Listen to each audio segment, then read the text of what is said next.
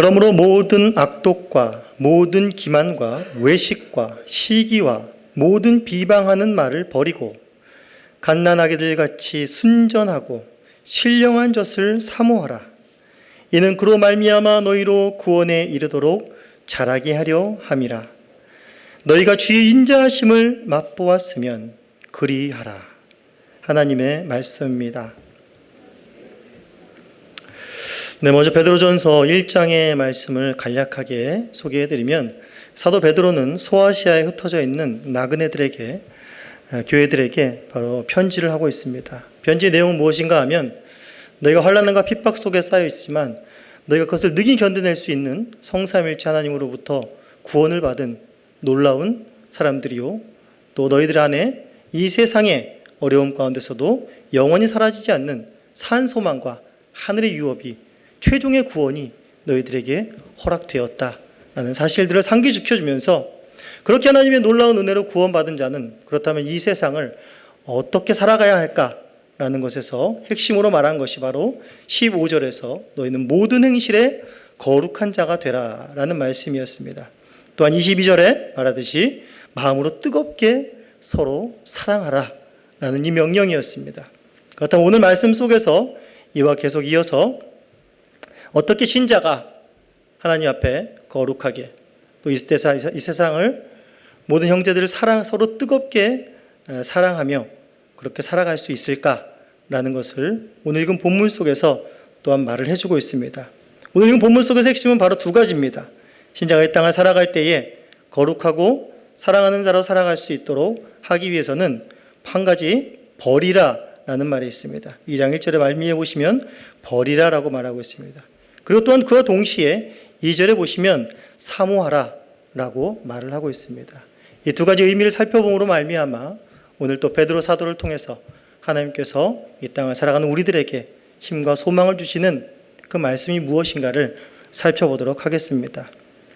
각별히 오늘 이 말씀 속에 이제 버리라라는 말씀을 하시는데 무엇을 버리라 하시는 것인가? 2장 1절에 보시면 모든 악독과 모든 기만과 외식과 시기와 모든 비방하는 말을 버리라라고 말하고 있습니다. 그래서 모든 악독을 버리라. 여기서 버리라라는 말은 옷을 다 벗어버린다라는 이런 의미입니다.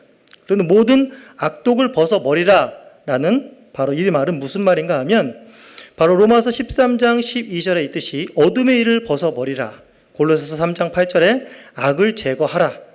에베소서 4장 12절에 옛사람을 벗어버리라 라는 이런 의미와 동일한 의미인 것입니다.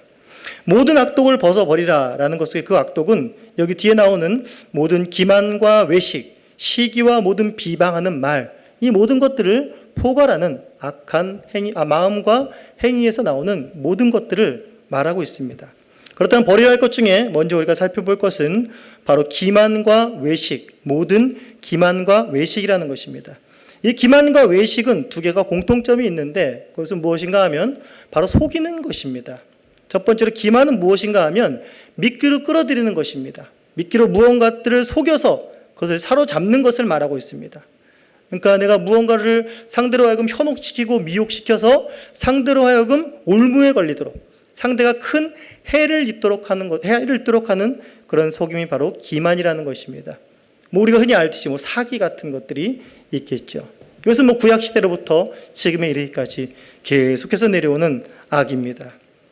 그리고 또한 외식이라는 것 역시 속이는 것을 말합니다. 우리가 잘 알고 있듯이 겉과 속이 다른 것. 우리 신약 성경 속에서 대표적으로 바리새인이 그런 사람으로 예수님께 많은 질타를 받는 부분들을 우리가 볼 수 있습니다. 속은 그렇지 않으면서 겉은 그럴듯하게 포장하면서 남들에게 좋게 보이고 남들로부터 칭송을 받기를 좋아하는 겉과 속이 전혀 다른 그런 모습들을 우리가 외식이라 할 수 있습니다. 그리고 그 다음에 나오는 시기와 비방, 이것은 공통적으로 또 열등감과 어떤 상대에 대한 경계를 비롯된 데서 나오는 마음과 행동들을 말하고 있습니다. 시기라는 것은 우리가 잘 알고 있듯이 상대방을 향한 어떤 열등감 속에서 나오는 행동, 또 남을 방해하려는, 또 남을 향한 굉장한 그 시샘을 하는 그런 마음 속에서 대표적인 마음이라고 할 수 있습니다. 비방은 이보다 한층 더 적극적으로 나아가서 뭐뭇에 대항한다라는 그런 의미로서 시기에 어떻게 보면 적극적인 표현이라고 할 수 있습니다. 쉽게 말하면 우리가 말하고 있는 온갖 중상모략이나 악담, 험담, 뒷담화 이런 것들이 다 이 안에 속한다고 볼 수 있습니다. 특별히 이 시기와 비방은 우리 마가복음 15장 10절에 보시면 이제 종교 지도자들이 예수님을 재판 가운데 넘겨줬는데 그들이 예수님을 시기하여 넘겨주었다라고 말하고 있습니다.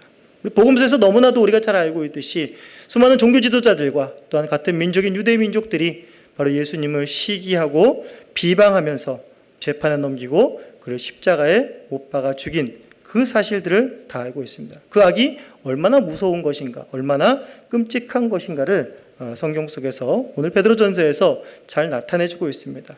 사실 여기서 말한 모든 악독들이라는 것은 당시 서신을 쓰고 있는 소아시아에 있던 하나님의 백성들, 나그네들이 다 그 안에서 살고 있고 그들의 로마와 또한 유대인들과 그들을 비방하는 모든 사람들에게서 예수님이 핍박을 받은 것처럼 이들도 거기에서 시기와 비방을 받으면서 또 사기를 맞으면서 여기서 그들이 고통을 겪고 살았던 것입니다.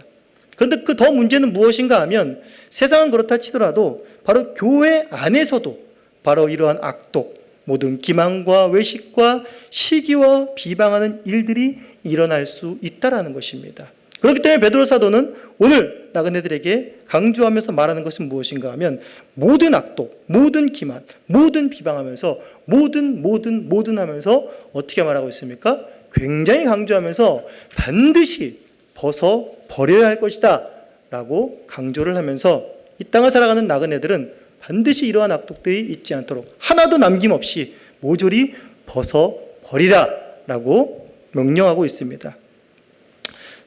사실 이런 말들은 그리스도인뿐만이 아니라 세상도 마찬가지입니다. 세상도 악독을 추구하라, 기만과 외식과 시기와 비방을 추구하라 라고 하지 않습니다. 다 이것들을 제거하라 하고 이것이 나쁜 것이다 라는 것을 알고 있습니다. 하필 요즘처럼 또 윤리와 도덕이 조금만 잘못되면 비방을 받고 또 거기서 질타를 받는 이런 시대 가운데 이런 것들이 추구되어져야 되지 않을 것, 이런 것들이 당연히 이 땅에 정의를 실현하는 데 있어서 사라져야 될 것이라는 것을 알고 있습니다. 이것을 하지 말아야 된다, 벗어버려야 된다라고 말합니다. 그러나 세상은 이것을 벗어버리려고 노력하고 아무리 애를 써봤자 도저히 여기서 벗어날 수가 없습니다. 아무리 수양을 해도 아무리 정의구현 사회를 외쳐도 이것에서 벗어날 수 없는 그 이유는 무엇인가 하면 바로 세상은 모두 아담 이후로 모두 죄의 지배 아래에 있기 때문에 그렇습니다. 내 자신 안에서 죄를 컨트롤할 만한 그런 선한 것이 나올 수가 없습니다. 죄의 영향력 아래서 스스로의 힘으로 구원을 얻어 그 죄를 컨트롤하고 지배하면서 그것을 선하게 바꿀 이는 아무도 없기 때문에 그런 것입니다. 그러나 오늘 신자들에게 베드로가 이 말을 한 그리스도인들에게는 바로 이것을 할 수 있는 힘과 은혜가 너희들에게 임했다라는 사실을 먼저 보여주고 있는 것입니다. 단순히 너희들의 의지나 너희들의 힘과 결단으로 다 끊어내 버려라 라고 하는 것이 아니라 바로 너희들이 그렇게 할 수 있는 근거가 있다라는 것을 우리 1장 23절 속에서 미리 사도 베드로는 말해주고 있었습니다. 1장 23절에 뭐라고 써 있습니까? 너희가 거듭난 것은 썩어질 씨로 된 것이 아니요 썩지 아니할 씨로 된 것이니 살아있고 항상 있는 하나님의 말씀으로 되었느니라 라고 말하면서 너희는 세상 사람들처럼 썩어질 씨로 되어진 자들이 아니라 썩지 않을 씨, 곧 영원하고 살아있는 하나님의 말씀으로 거듭난 자들이기 때문에 그리스도 안에서 새 생명을 얻은 자들이기 때문에 그러한 은혜를 입은 자들이기 때문에 너희들은 이 모든 악독을 벗어버릴 수 있는 놀라운 은혜의 길이 열렸다라는 사실을 먼저 선포하는 것입니다. 이것과 맞서 싸울 수 있는 힘이 생기고 이것과 맞서 싸울 수 있는 근원이 너희 안에 자리 잡게 되었다라는 사실에 먼저 눈을 뜨게 해주는 것입니다. 그리고 나서 이제 더욱더 적극적으로 2절에 가시면 이제 하지 말라 해서 너희들은 이것을 하라 라는 것이 나옵니다. 2절을 보시면 무엇을 하라 그럽니까? 갓난아기들 같이 순전하고 죄송합니다.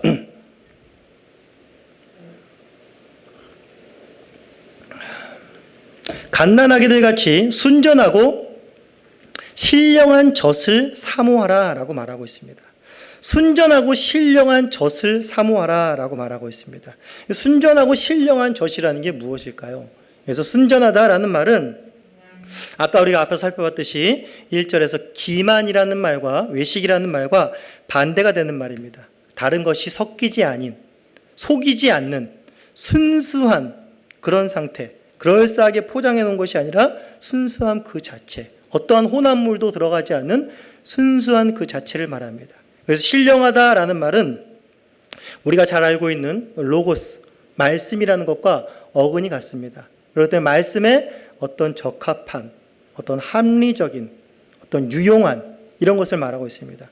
그렇기 때문에 신자들에게 순수하고 다른 것이 섞이지 않는 정말 순수하고 그리고 신자들에게 적합한, 유용한, 합리적인 그 젖이라는 게 무엇일까요? 신자들이 젖이라면 먹어야 하는 것을 말하겠죠. 그런 것이 무엇인가 하면 바로 하나님의 말씀을 가리키고 있습니다. 바로 윗절에 보시면 어근에서도 알 수 있지만은 윗절에 보시면 신자들이 거듭난 것이 무엇으로 말미암아 되었다라고 말하고 있습니까? 바로 하나님의 말씀으로 되었다라고 말하고 있습니다. 이 말씀은 거듭날 때 잠시 들어서 되어지는 것으로 끝나는 도구가 아니라 그 말씀은 지속적으로 신령한 젖과 같이 생명력 있는 것이 되어진다라는 것을 말하고 있습니다. 그러면서 이 신령한 순수하고 신령한 젖인 하나님의 말씀을 사모하라고 말하고 있는데 어떻게 사모하라고 말하고 있는가를 굉장히 적극적으로 말하고 있습니다. 어떻게 사모하라고 말하고 있습니까? 바로 갓난아기같이, 갓난아기가 젖을 사모함같이 사모하라라고 말하고 있습니다.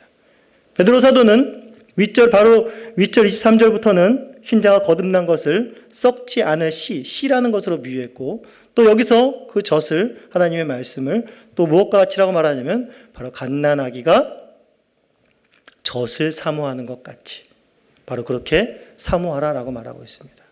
갓난아기가 젖을 사모하는 그 모습을 보신 적 있으십니까? 아마 결혼하지 않으신 분들은, 또 애를 낳아서 양육해보지 않으신 분들은 잘 모르실 겁니다. 또 남자분들도 그렇게 자세히 알지는 못할 겁니다. 물론 아기가 젖을 찾고 울고 그럴 때 아이가 젖을 사모하는구나 라고 느낄 수 있겠지만, 모유 수유를 직접 해보지 않은 엄마가 아니고서는 이것을 그렇게 실감나게 어떻게 아이가 그 젖을 그렇게 사모할까라는 것을 느끼지 못할 것입니다. 근데 저는 이 모습을 저희 아이를 통해서 굉장히 지금도 아주 생생하게 기억나는, 아이가 젖을 얼마만큼 사모하는가 라는 것에 대한 기억이 있습니다. 저희 아내도 모유수유를 굉장히 소중하게 여겨서 첫째 아이는 거의 4살 넘어서까지 수유를 했고, 둘째는 이제 2살 무렵에 몸이 아파서 이제 도저히 수유를 할 수가 없었습니다. 그래서 이제 강제로 수유를 한창 이제 모유를 빨고 거기에 맛이 들어있는 아이인데, 이제 그걸 강제로 끊으려고 이제 제가 같이 협력을 해서 많이 도왔습니다. 엄청나죠. 이제 그걸 왜 안 주냐 이렇게 하면서 그렇게 말은 안 했죠. 2살 배기인데 속으로 굉장히 울고 보채고 뒤로 눕고 그런 모습들을 보게 되면서 결국에 한 일주일 걸린 것 같아요. 결국에는 이 아이의 어떤 모습을 봤냐면 포기하더라고요, 나중에는. 그러면서 털썩 이렇게 아이가 그 세상을 다 잃은 사람 있지 않습니까? 그런 모습이 보이는 거예요. 그러니까 얘가 배우도 아닌데 어떻게 그런 연기를 할까 싶은 그런 모습이 아직까지도 머릿속에 더 잊혀지지 않아요. 나는 끝났다. 더 이상 모유를 먹지 않는 한 나는 아무것도, 그러니까 아이 모습 속에서 이것이 내 전부였다라는 것을 거기서 보게 된 것 같습니다. 아이가 얼마나 엄마의 젖을 사모하는지, 그것이 아니면 나는 죽습니다. 이것뿐입니다. 라는 모습을 정말 목도한 적이 있는데, 아직까지도 생생한 그 모습이 있는데, 바로 이것을 말하는 것입니다. 하나님의 말씀을 이토록 아이가 엄마의 젖을 사모하는 것 같이, 그것이 없으면 죽는 것 같이 그토록 사모하라는 말을 지금 베드로 사도는 하고 있는 것입니다. 굉장히 적극적이고 굉장히 갈망하고 굉장히 원하라는 이런 뜻이 담겨 있는 것입니다. 왜 그렇게 하라고 말하고 있습니까? 2절 중반절에 보시면 이는 그로 말미암아 너희로 구원에 이르도록 자라게 하려 함이라 라는 이 말씀입니다. 바로 그렇게 간절함으로 말미암아 그러니까 너희들이 그 모든 악독, 기만, 외식, 시기, 비방들을 다 벗어버리고 갓난아이처럼 정말 아주 간절한 마음으로 아주 갈망하는 마음으로 바로 이렇게 해야지만이 너희로 구원에 이룰 수 있다라는 그렇게 구원에 이르도록 자라게 하려 함이라라는 이 말이 자칫 오용이 되면 너희들이 그렇게 해야지만이 그렇게 모든 악독들을 다 버려내야지만이 그렇게 간절하게 바라야지만이 너희들이 결국에는 구원에 이룰 수 있다라는 말로 자칫 오용될 수 있으나 그런 말이 아니고 우리가 뭐 잘 알고 있듯이 그런 말이 아닐 것이라는 것은 잘 알고 있습니다. 그렇다면 이 말은 무엇인가 하면 하나님께서 신자들을 거듭나게 하시고 그 거듭난 신자들에게 얼마나 그들이 성장하기를 원하시는가, 얼마나 그들이 이 땅을 살아가면서 하나님을 아는 그 부유함 가운데 이르기를 원하시는가, 장성한 믿음의 분량까지에 이르기를 하나님께서 얼마나 간절히 원하고 계신가라는 것을 강조하는 말이라고 볼 수 있습니다. 사실 부모가 자식을 낳는 것도 굉장히 공을 들이지만 자식을 키우는 데 있어서 부모만큼 공을 들이고 열심을 가지고 헌신하는 사람은 아마 없을 것입니다. 부모는 자식이 태어나자마자부터 얘가 얼마나 키가 클 것인가, 육체적인 키에서부터 그 정신적인 마음적인 키들이 자라는 것에 한시한때라도 한순간이라도 눈을 떼거나 소홀하는 적이 없습니다. 그 아이의 성장을 위해서, 자람을 위해서 실제적으로 육신에 먹는 음식부터 해가지고 영적인 것, 심적인 것들에 그들이 소양이 자랄 수 있도록 얼마나 많은 시간들을 투자하고 물질들을 투자하고 손으로 그 사랑을 얼마나 많은 헌신과 노력과 수고를 드립니까? 바로 하나님께서 이 말씀을 통해서 너희로 구원에 이르도록 자라게 하려 함이라 라는 이 말씀을 통해서 하나님께서 신자들에게 그들이 이 험한 세상을 살아가면서 얼마나 그들이 자라기를 원하시는가라는 하나님의 열심을 강조하는 말인 것입니다. 우리 요한복음 10장 10절에 보시면 바로 내가 온 것은 양으로 생명을 얻게 하고 어떻게 하신다고요? 더 풍성히 얻게 하려 하십니다 라고 말씀하고 계시는 것입니다. 그냥 이 땅을 빈약하게 그냥 세상 풍조에 휩쓸려서 이리 갔다 저리 갔다 사는 것이 아니라 굳건하게 그 하나님의 말씀을 붙들고 하나님의 말씀을 사모하고 자라나면서 그 안에서 하나님이 주시는 기쁨들을 알게 하려는 것입니다. 결국 하나님께서 이 자라남을 통해서 우리들에게 얻게 하고자 하시는 것이 무엇이겠습니까? 하나님의 말씀을 사모하고 그 말씀을 먹게 하심으로 인해서 우리에게 원하시는 것이 무엇이겠습니까? 단순히 어떤 신학적인 지식의 풍성함, 어떤 교회 사이즈의 큰 변화들, 단순히 이런 것만을 말하지 않습니다. 무엇을 하나님께서 원하시는가는 바로 3절에 또한 분명하게 나와 있습니다. 3절에 보시면 너희가 주의 인자하심을 맛보았으면 그리하라 라고 말하고 있습니다. 바로 하나님께서 신자들의 이 성장을 통하여서 무엇을 보여주고 싶으신가 하면 바로 주님의 인자하심을 맛보아 알게 하려는 것이라는 것에 있습니다. 여기서 보시면 읽어보시면 너희가 주의 인자하심을 맛보았으면 그리하라 라고 해서 어떤 조건문 같습니다. 맛보았으면 그리하라 라고 하지만 원래 뜻은 조건이 아니라 너희는 주의 인자하심을 맛보았으니 그리하라 라는 것입니다.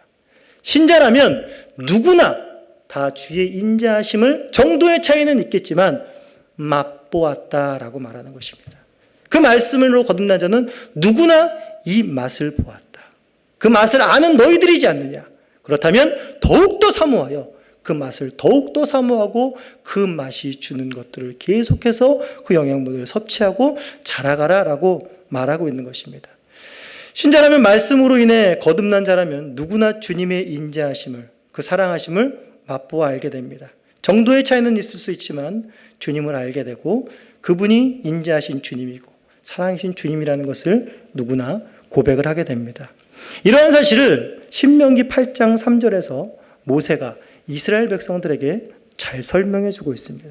신명기 우리 8장 한번 가보시도록 하겠습니다.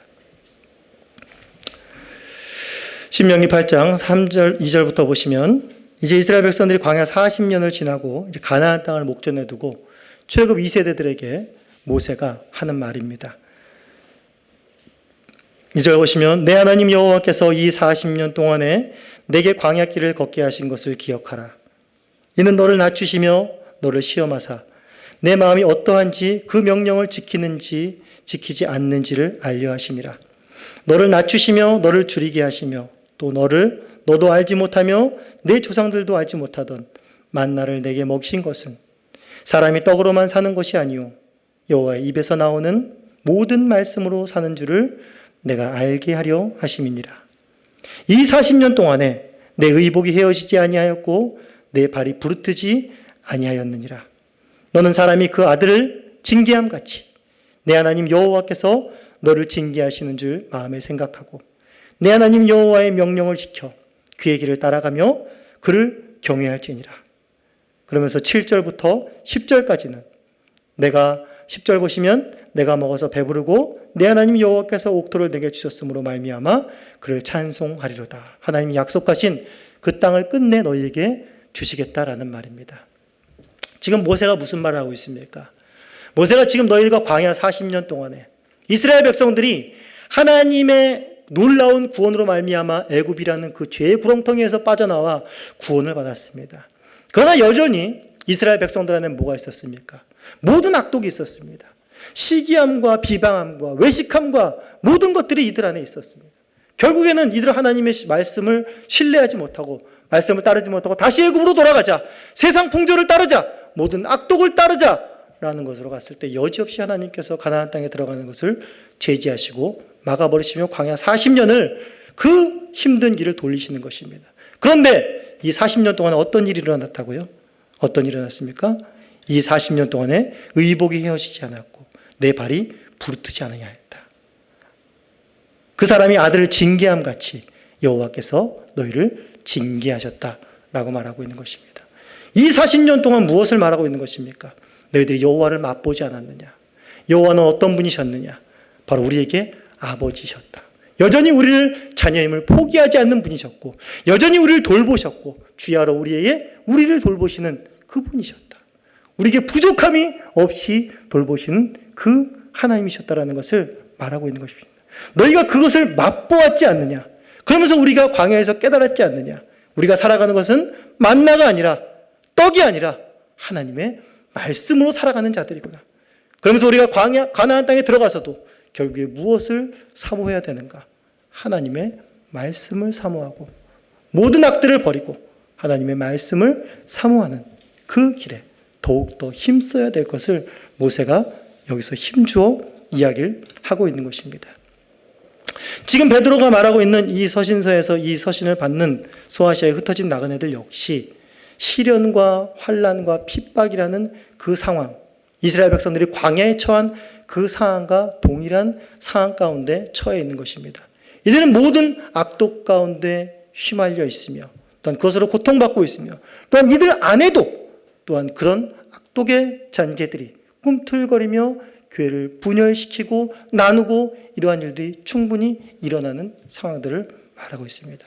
그러나 그 가운데서 참된 소망은 무엇이라고 말하고 있습니까? 그것과 싸워 이겨낼 수 있는 힘은 무엇이라고 말하고 있습니까? 바로 여호와의 말씀을 사모하는 것에 있다라고 말하고 있는 것입니다. 너희는 그것들과 싸워 이길 수 있다라는 것입니다. 그런 은혜를 입은 자들이라는 것입니다. 그리고 더욱더 신령한 하나님의 말씀을 사모함으로 여호와 하나님의 선하심과 인자하심과 자비하심과 긍휼하심을 맛봄으로 인해서 이 악한 세상 가운데 참 소망을 누리고 거기서 살 힘을 얻고 거기서 달려갈 근원을 얻는다라는 것을 지금 베드로 사도를 통해서 하나님께서 말씀하고 있는 것입니다. 제가 CCG 간사를 하면서 한창 전도의 맛을 들여서 전도를 할 때 제 운동하던 후배 한 명이 저에게 갑자기 그런 말을 했습니다. 자기는 전도 아직 하지 않았는데 내가 전도를 하도 열심히 하고 다니니까 형님 저한테는 전도하지 마십시오. 딱 얘기를 하더라고요. 아직 예수님 얘기도 안 꺼냈는데. 자기 그런 말을 하는 거예요. 나는 교회 어릴 때부터 다녀봤고 성경도 삼독인가 사독 열심히 해봤고 또 회장도 해봤고 다 해봤습니다. 교회 알만한 거 다 알고 설교 너무 많이 들었고 형님 다 압니다. 저한테는 그 전도하지 마십시오 라고 미리 딱 잘라 말을 하더라고요. 굉장히 안타까운 것이죠. 이 친구는 다 맛보았습니다. 성경도 많이 맛보았고 또 교회에서 사람들과 교회 시스템과 돌아가는 것들 굉장히 다 교회 곳곳 구석구석을 맛본 사람이 맞습니다. 그런데 안타까운 것은 무엇입니까? 그는 그 말씀 속에서 그 교회 공동체 내에서 주의 인자하심을 맛보지 못했다라는 것입니다. 주의 성실하심과 주님의 오래 참으심과 주님의 사랑하심과 자신을 향한 긍휼하심을 맛보지 못했다라는 것입니다. 비단 그 한 사람의 얘기뿐만이 아니라 구약부터 신약 그리고 오늘날 이르기까지 모든 신자들이 또한 빠질 수 있고 또한 거기서 더 들어갈 수 있는 그런 악한 것이라는 것입니다. 그 한 사람의 이야기가 아니라는 것입니다. 오늘도 우리 안에서 이 베드로전서의 말씀을 듣고 내 안에 있는 그런 모든 악독들을 제거하고 또 다시금 하나님의 말씀을 그동안 내가 소홀히 보았구나. 다시금 하나님의 말씀을 통해서 주님과 만났던 그 첫사랑을 다시금 회복하고 싶다. 다시금 말씀을 보며 주님의 인자하심을 맛보고 싶다. 라는 이런 선한 마음이 든다면 신자라면 당연히 들 수 있는 이 마음이 무엇으로부터 말미암았는가? 바로 우리를 거듭나게 하신 하나님의 열심, 우리를 여전히 자라게 하셔서 장성한 분량까지 이르게 하게 하면 그 하나님의 우리를 성장시키기 위한 하나님의 열심이 우리를 떠나지 않고 함께하고 있다는 그 사실과 그 증거로 바로 우리에게 그런 반응이 나타날 수 있다는 것입니다. 우리 안에 많이 지쳐서 때로는 말씀이 볼 힘이 없고 또한 세상 풍조와 악함 속에서 또한 그 맛에 다시 빠져들지라도 여전히 하나님께서는 그의 신실하신 말씀을 접지 않으시고 계속해서 우리 곁에 두시며 그 말씀 속에서 선포되어지는 말씀과 우리에게 주어진 이 말씀들을 통하여서 다시금 하나님께서 너를 얼마나 자라게 하고 싶어 하시는지 다시 주님께서 재림하여 오셔서 완전한 하나님 나라를 이루실 때까지 이 땅을 살아가는 너희가 얼마나 그리스도를 아는 그 맛으로 풍성한 삶을 살기를 원하시는지 맛보아 알기를 주님은 지금도 간절히 바라고 있다라는 그 사실을 우리가 잊지 아니하시고 우리가 오늘 이 시간에도 우리에게 주님의 인자하심과 선하심을 맛보게 하실 그 주님을 만나며 맛보며 찬송하는 귀하고 복된 시간들이 되기를 간절히 소원합니다. 우리 시간에 함께 찬송하시겠습니다.